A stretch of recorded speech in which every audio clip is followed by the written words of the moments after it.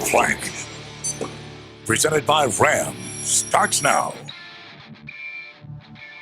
We didn't put a good product on the field today. Drop balls, missed a field goal, things that cause you to lose football games. We did it all. We'll play better next week. Well, I don't think disappointing is a proper adjective to describe the Buccaneer play yesterday. I think unacceptable would be the word. Knowing you're in a must-win situation, John, knowing a loss will likely cripple your playoff chances, and you come out with a self-proclaimed flat performance. I mean, I can't even fathom that on any level of sports, and unless the pressure, perhaps, of the moment was too much for some of the players to handle. But welcome to The Plank, presented by Ram. I'm Tom Corrin. And I'm John Sable. The Buccaneers lose in a devastating loss yesterday to the New Orleans Saints. We'll be recapping that. But first, this is how you guys can connect with us. You're watching The Plank, presented by Ram, streaming exclusively on our ABC Action News app and on abcactionnews.com. You can connect with us on Twitter at John_Sable and at Tom or T Corn WFTS. And of course, we're going to be taking some of your phone calls. We want to hear from you guys. 813-878-2888. All right, right now it's time for the Plank Report, presented by Ram with Tampa Bay Times beat writer Greg Allman. Greg, thanks again for joining us.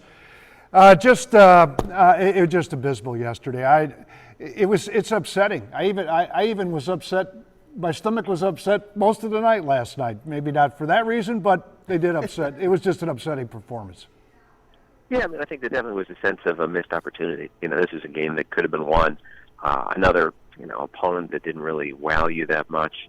A defense that had given up so many yards and so many points this year that really kind of controlled the Bucs offense. So, no, I do think, what I think was especially disappointing is hearing somebody like Gerald McCoy say the team was really flat. There was so much to be motivated for them not to be passion or a motivation in a situation like this is got to be frustrating, I think. Well, there's so many things that went wrong, Greg, from the horrible penalties at the worst possible times. Drop passes continuing to haunt the Bucs. Third down conversion problems. There's just so many things we could talk about. We have only a half hour, unfortunately, and we can only talk to you for a little bit because Lovie Smith's going to be talking here very shortly because it's a short week and they play the Rams on Thursday night. If you could take away one thing from this game, one negative, out of all those things I just described, and also I didn't even mention the injuries, what would that one big major problem be from this loss? Yeah, there's definitely a couple you could point out. I mean, the third downs, especially just the huge disparity on third down.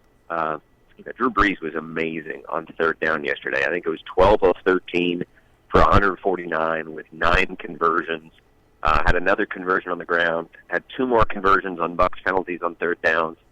And at the same time, the Bucs came out and missed their first 4.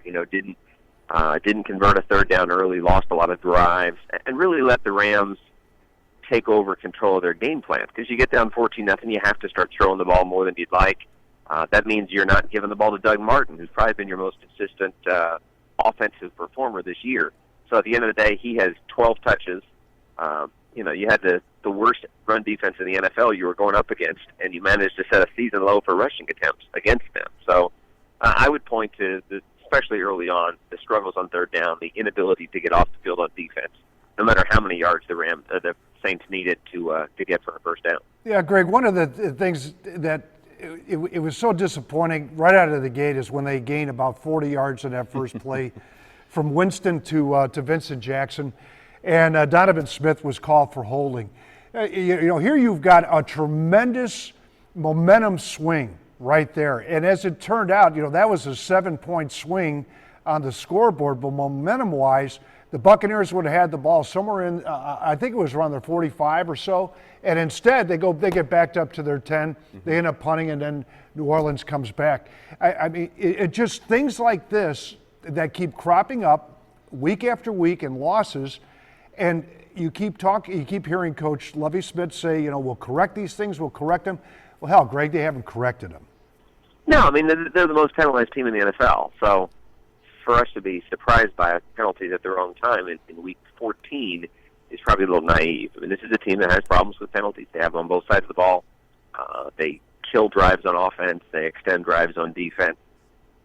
It's kind of who they are at this point. I mean, you're going to get better at it, I'm sure, at some point. But, again, if it's Week 14 and we're still talking about you being the worst in the NFL at something, it's one of those things that unfortunately is a defining part of your season.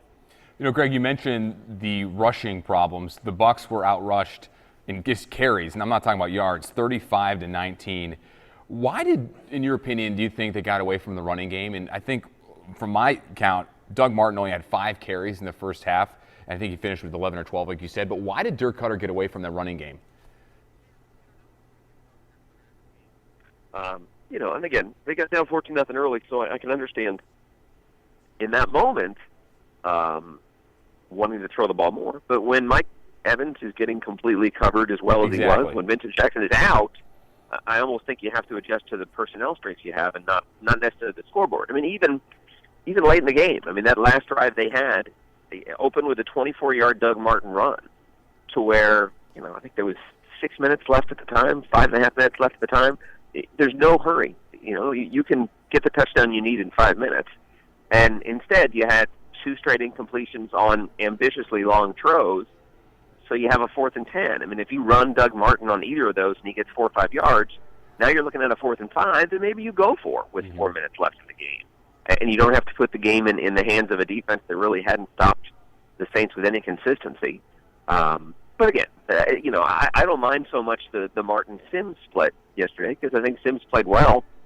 Sims had like 76 yards of offense on his half of things. I was surprised how much they continued to throw the ball to inexperienced backup receivers that were kind of pressed into duty when they had Doug Martin ready to go against the NFL's worst rushing defense. Yeah, Greg, and they're going to have a difficult time trying to regroup here with a short week at Thursday night against the St. Louis Rams, which is a tough place to play, even though the St. Louis may not be the St. Louis of old. Listen, thanks again, and enjoy your quick turnaround as you'll head up to St. Louis here in a couple of days, and enjoy the trip. And hopefully on Monday we'll be able to talk about, who knows, maybe a miracle. They win that game, and Minnesota and Seattle lose, and they're right back to where they were, and Levy goes, I told you so. Sure. No, this is a week where they can get eliminated, but New York Times just put out their playoff simulator, and they say if the Bucs win out, they still have a 60% chance of making the playoffs. So okay. How about that? Anything could still happen. Anything can happen. It's Christmas. All right. Listen, Greg, thank you. Appreciate it. Thanks, Greg. Take care, guys. All right. That was Greg Allman joining us, the Buccaneer beat writer for the Tampa Bay Times. He alluded to the fact of that 4th down situation, 4th and 10. And I'm sitting in a press box, and I guess I'm from a different frame of mind. I know that my defense right now had given up 71% third down conversion. So with that minimal time left to go, I think it was 421 from what I looked at on the shot sheet. Yeah. But in any case, take the shot. Why not do that? Take the shot. You're at home. You have to, push the envelope a little bit. You have to just go out on a limb and try a big play. We're going to hear from Lovie Smith talking about that particular play call, and he reacts afterwards yesterday about that because the Bucs were in a situation there where they could have done that. Instead, the defense was struggling. But after the game, the overall opinion of Lovie Smith and Jameis Winston, pretty disappointed in the Buccaneers' effort against the Saints. Drop passes, overthrown passes, not making tackles, not making plays, bad calls on my part. Even with all of that, we had a chance right up until the end. The end offensively, where we had the football, could have made a couple plays. Defensively, we could have gotten a couple stops, or at least one stop. I wish I could sit up here and tell you someone played well. We didn't. Just being real, no one, none of us. Of course, starting with the head football coach. That's as bad a job as I've done. Drew Brees just outplayed me. This was the game for me to have a breakout game and put some points on the board, and he played better. With that, let's go inside the numbers. I want to warn you, the numbers aren't pretty. Bucs had a lot of problems converting on third down, just 4 for 11. And while the Saints committed more penalties than the Bucs, Tampa Bay's penalties came at the worst time, and all because of some mental errors. Game on penalties, man. We came out flat from the get-go. We was down 14, put ourselves in a big hole, down 14-0, and we can't allow that to happen. I mean, penalties been hurting us all year, and like you said, it just seemed like they just came at the wrong times. Times it was third down, we were getting off the ball field, our offense, it was a big play, and then it came back with the penalty. So I mean, something that we've talked about and we've been aware about, and we've been trying to fix it. It just stuff just keep on happening, unfortunately. And it was just, we were shooting ourselves in the foot. We got to come out and start faster, but You know, it's like I said, it's not the way we wanted to start. Definitely say the team was flat. I mean, it wasn't just the energy coming out. We definitely didn't get out the gate fast and come out fast, firing like we usually do, or we try to. So I mean, that's definitely one thing we have to correct, coming out fast. Well, you thought they would have corrected it by now. You would think so. Yeah, you know, third down, that 3rd and 21 was amazing. I mean, we all just sat there in the press box, and you sit there and you go, huh. You pick 40 yards up on a 3rd and 21 when a ball's sailing like a balloon up there. It was a blimp. And McDougal, he had an opportunity, but he was too late. Yeah, he was too late. A lot of issues on the defensive side. The Bucs offensively, 3rd down conversions. I mean, look at this: 4 for 11. Saints 12 for 17. Now here's Levante David on some of those 3rd down. Did a bad job on 3rd down, man. We put them in a situation where we wanted to put them at, but they was able to convert. And, you know, it's sickening, you know, 3rd and longs, they was converting and things like that. So we just got to do a better job of getting on the field, man. We really need to take more pride in that. I think part of the reason yesterday was, you know, the injuries that they had. Oh. They don't have good enough corners. No. They can't play man coverage. They don't press. Marcus Colston just absolutely schooled the rookie, who was a huge candidate in my mind for the plank. Jude Ajay-Barima. And you know what? He's actually been playing fairly well, too, in the last few weeks. He looked but like crap yesterday. Yesterday was not his day. He did. No. Let's go to Jim on the phone from Newport Richie. Jim, once again, welcome. How you doing? Hey, how you doing, guys? Hey, you're talking about walking the plank. Mike Evans. 2 penalties, 25 yards, bang, bang. What was it? Has he got sophomore jitters or what? He's not the same guy he was last year. You know, holding penalty, and then a pass interference penalty, and then, you know, personal foul penalty. You're not going to get anywhere when you give up 25 yards right then and there. This penalty stuff's got to stop. What do you think? It does, Jim, and you're exactly right. Mike Evans got caught up in the heat of the moment, get those 2 costly penalties. The one thing I do like about Mike Evans is whenever we've talked about him dropping passes during the year and after the game, and then last night with him getting called on those 2 bad penalties when his emotions got the best of him afterwards, and you heard him, you know, he owned up to the mistake. He says he has to be more mature, he has to be better than that. But at some point in time, you need to have a young player, and we haven't seen it with Jameis Winston at all. You know, we haven't seen him get emotional where something like that hurts him. But you need to have somebody like a Mike Evans who wants to be a future leader of this offensive core, because Vincent Jackson's not going to be here much longer. If you think about it career-wise, you know, he's getting a little bit older. He may be here for a few years, but Mike Evans is the future. He needs to step up in his maturity and know when to pick his battles. And when you're down and you're trying to drive and you're trying to score, just drop the ball, get back in the huddle, and just don't run your mouth. Well, I think Dave Moore said it best on the broadcast. He said, you know, quit making it about you. Exactly. It's not about you. Selfish. It's selfish. Yeah. And I think one of the problems, and I think, I don't know if Mike would agree with me, and you might want to come here and, you know, send a punch right in my cheek. Oh, here we go. I don't think he can separate. I just think he can't separate from the corners. Well, you know, he has a very difficult time trying to get space between him, and he gets those push-offs, and he's going to get called at least once a game now. Yeah. Because, you know, the officials see it. But you're exactly right. But you know what else that comes down to? It comes down to coaching. You need to coach a bad habit out of a player, and they have not done that yet. No, but he's been doing this ever since he was at A&M. So it's just something. He had this problem last year. Yeah. So it's just something that I don't know how Mike's going to. I think the only way Mike can get out of it is if he can maybe find a different way to run his routes. Maybe he needs a bigger burst of speed in his cuts. Well, you know, he did work out in the offseason with Randy Moss, and if there's someone that you want to learn that from, it would be Randy Moss. Now, Mike Evans, as well as Jameis Winston, after the game yesterday, talked about the Bucs' playoff chances, and if they still feel like they're in the playoff race, even though their hopes in that window closed just a little bit. I think you're still in the playoff race. Absolutely. That's how my mind works.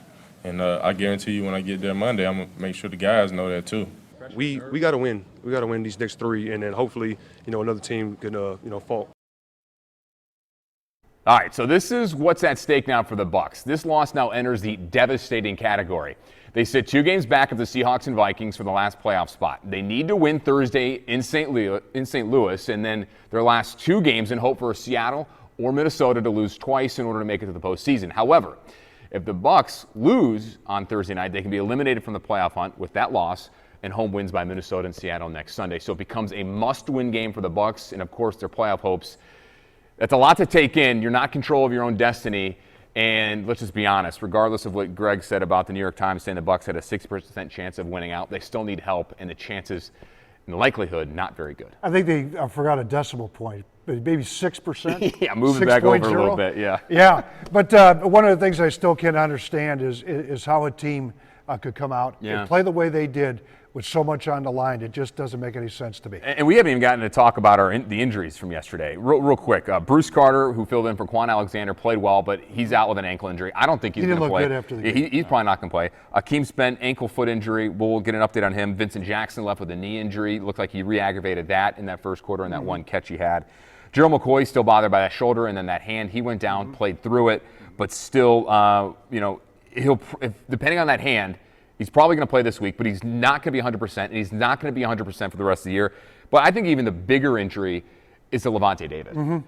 He played through an ankle injury. You saw him in the locker room hobbling around, and it's just, the Bucs' problem right now, they're being inconsistent, and they're making silly penalties, and they're dropping passes. But the bigger problem, I think, is being exposed is their depth. Well, they had to go deep. Let's face it, they've had to go deep.